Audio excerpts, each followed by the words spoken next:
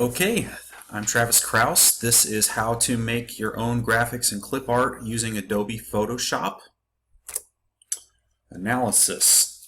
Okay, learner analysis.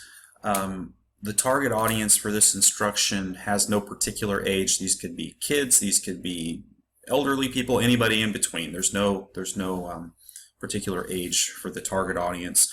It's mainly just composed of people who have at least moderate drawing skills and who have no experience whatsoever with any kind of graphic design software. These are people who want to be able to make that leap from drawing with pencil and paper to doing digital artwork. So that's the kind of people I'm going after with this. And then as far as what they would use the artwork for, they could use it for whatever they want. If they want to use it for PowerPoint presentations or for publishing, for printed materials, for bulletins like church bulletins, basically whatever you would already use clip art for. Contextual analysis. As far as the setting and resources go, learners will be able to use this instruction anywhere they want, anywhere that they have a computer with internet access. This unit is primarily intended for use at home. Learners will need a computer with an internet connection, and they'll need Adobe Photoshop installed on it. This is just showing what Photoshop looks like. You can kind of get an idea of what some of the tools are and just the basic design of the software.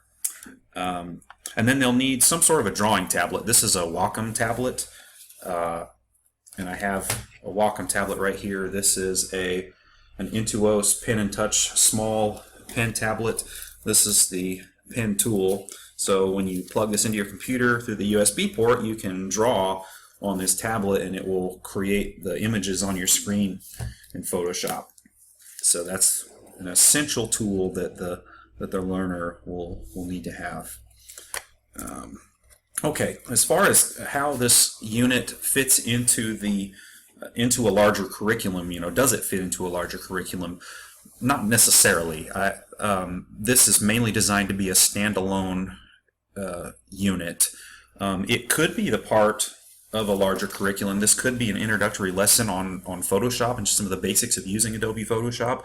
This could be an introductory lesson on graphic design for a graphic design class, but it's mainly intended to just be a standalone unit.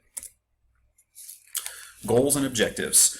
Upon completing this unit, learners will be able to draw and color an image in Photoshop, and then they will be able to save that image as a JPEG, which they can then use for whatever they want. Design and development. Okay, the instruction itself is going to consist of a series of videos demonstrating some of the basic features of Photoshop, and you can see here some of the different tools, like the this is the brush tool, the eraser tool, the pen tool. All these things are laid out here. Just getting into some of the basics. There are like a million features in Photoshop. This unit is not going to go into great detail of all those things. It's going to show people how to make drawings in Photoshop.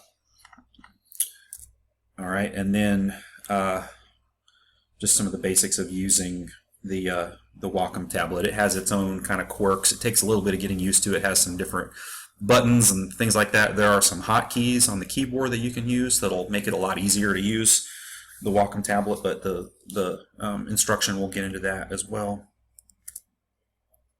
And then just how to manage files, just some of the basics about managing files. Once they create their JPEG, like what do they do with it? Where do you store it? How do you organize everything? How do you keep everything together in a place where you can easily access it? That kind of thing. It's going to get into that a little bit. Okay, and then the instruction, as far as actually providing the instruction, teaching the learners how to do these things, there are going to be YouTube videos embedded in this website. So it's going to be web-based learning. It's going to be a website that learners have to log into using login credentials, and then it'll have YouTube videos embedded throughout. Activities. So after each lesson, the learner will be given a task to perform, such as installing Photoshop. That's important to know how to do that. I'm not going to assume that they just know how to do that. That'll be part of it. And then setting up and configuring the Wacom tablet, that's important. There's a little bit to know there as far as installing it and installing the drivers and all that kind of stuff. Getting used to some of the features. And then some of the different design tools again in Photoshop, and then how to create basic drawings. Okay, outcomes and assessment. So what we're going to do to test learners to see if they know how to do this, for them to demonstrate that they actually have learned something and they know how to do this, the learner must create a piece of artwork in Photoshop on the Wacom tablet. They have to use the tablet to draw it. And it must have multiple layers. So I'll show you what I mean. Photoshop has these different layers, and move this where you can see it here, and you can make things disappear and make things up here. You can draw everything on one layer, but for this particular assessment they have to demonstrate that they know how to use multiple layers. So they can have their color on a separate layer. If they want to have text or effects or things like that, they can use different layers to do that. Okay. And then let me go back a second. The project must demonstrate that they know how to use certain specific tools that are in Photoshop. They have to use the brush tool, they have to use the eraser tool, and they have to use the pen tool. Other tools are optional if they want to use other things like the rectangle tool or the text tool or the magic wand. Those kinds of things they can if they want to, but they have to at least use these three basic tools. And then once they complete their artwork, the learner must save this as both a PSD file and as a JPEG. And you can see here the PSD files look like this. They're this little blue thing that says .psd, and then they also have to save it as a JPEG, which is just the image. The reason they have to do this is so that they can demonstrate that they actually used Photoshop to create the image. So the PSD file is going to show the different layers and different features that they use to create it, and then the JPEG will just be the finished product. Okay, as far as learning theory that this is primarily associated with, it's mostly the cognitive theory of learning. The major aspects of cognitive theory that come into play for the most part in this unit are active learning, motivation, and transfer of learning. With active learning, the reason that active learning really plays a role in this is that the learners learn by doing. They're actually performing the tasks that they're going to be learning in these modules. So the goal of it is to create this artwork. That's what they're going to be doing throughout the lessons. And then the motivation is primarily going to be intrinsic. So it's going to primarily come from the learner, from within the learner. The learner is going to have to already have this desire to be able to do these things, to be able to perform these tasks. So that's going to be essential. If the learner is not interested in this, then then the motivation that the lesson itself provides, there's not a lot of motivation coming from the lesson itself. It's mostly coming from the learner. And then transfer learning, the design of the unit is going to closely resemble Photoshop, for one thing, as far as just the interface, the layout, the colors, and things like that. So there will be a lot of similarities between the two, so that when they go from using the unit of instruction into actually using Photoshop, there will be enough similarity there that they can kind of bridge the gap between those two. And then also just the environment that they are performing the tasks in. It's assumed that that is basically going to be the same environment that they're learning the task in. They're learning this stuff on their home computer. They're performing these tasks on their home computer, whatever setting they happen to be in.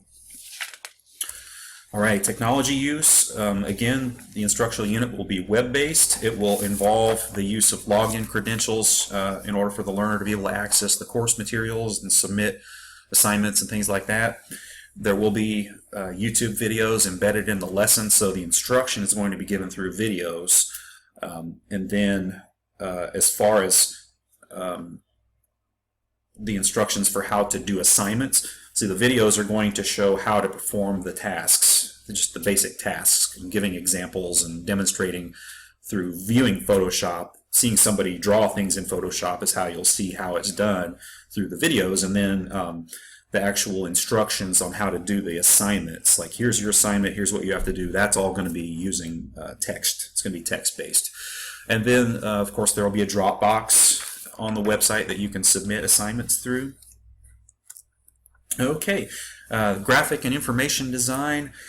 As far as the color scheme goes, I want this unit to somewhat resemble the design of the Photoshop software itself. Let me just go back to this. So you can see Photoshop, it has a lot of gray, which normally you might think that's kind of bland, but I actually really like it. I especially like the contrast of how there's just a lot of big patches of gray with little lighter colors and things like that. And so I want the actual learning software to mirror this, at least somewhat. And then I want to have vibrant colors kind of interspersed throughout, like primary and secondary colors to provide some contrast. As far as the typeface, the fonts, things like that, one of the things that I learned from the Creating Graphics for Learning and Performance textbook is that, generally speaking, headings should be done with a sans serif typeface, and then actual passages of text like sentences and paragraphs should be done with a serif typeface. So that's what I would do for this one. For the sections where there are videos, I want to have a dark backdrop like this with light colored letters, like white letters.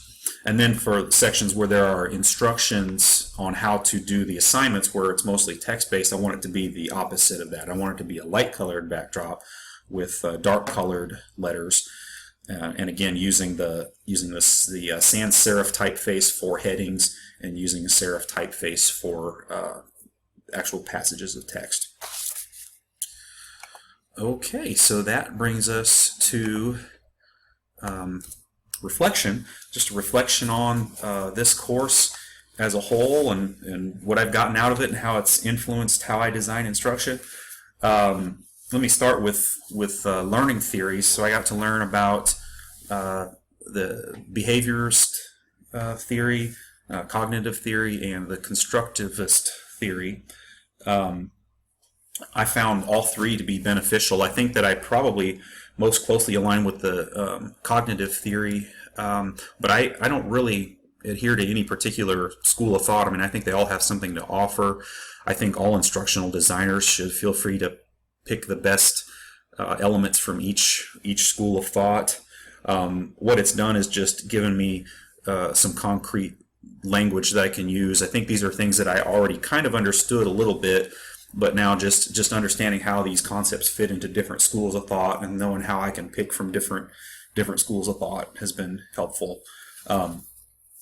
Technology use has been helpful, just getting to learn Dream Theater, that's a rock band, learn Dreamweaver, and working with HTML. That's going to help me a lot because I plan to do a lot of web-based instruction in the future. And then graphic design. You know, I've done a lot of graphic design work in my life, but I just found the graphic design section of this course to be very, very interesting and very helpful. I never really had any formal training in graphic design, so just getting to learn a lot of different terms and concepts like gestalt and figure ground and things like that, and understanding what they mean and understanding how it's all kind of interconnected and overlapping, and you know, not just relying on an intuitive understanding of design, but actually knowing why things work and being very intentional in how I do things, and just having a toolbox and a vocabulary to draw from. So anyway, I've been very blessed by this course. It's been very beneficial to me, and I really appreciate the opportunity to take this course. Thanks.